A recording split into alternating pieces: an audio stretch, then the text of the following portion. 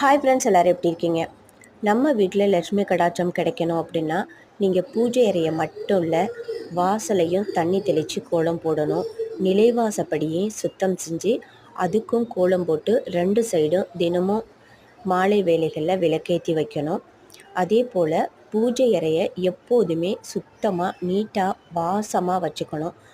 அதீத வாசனைகளுக்கு தெய்வங்களுக்கு மயங்கர சக்தி இருக்குது. அதனால் ஜவ்வாது, அத்தர், நல்ல வாசனை உள்ள பன்னீர் இது போல் நம்ம சாமி அறையில் வச்சுருக்கிறது ரொம்பவே சுபிட்சம். எப்போதுமே காமாட்சி விளக்கை ஒரு தட்டில் தான் வைக்கணும், தனியாக வைக்கக்கூடாது. எண்ணெயை ஊற்றிட்டு தான் திரிய விளக்கு மேலே போடணும். இது போல் சில சின்ன சின்ன செயல்கள் தான். அதை நம்ம எல்லாமே சரியாக பண்ணிட்டோம்னா கண்டிப்பாக நம்ம வீடு எப்போதுமே லட்சுமி கடாட்சத்தோடு இருக்கும்.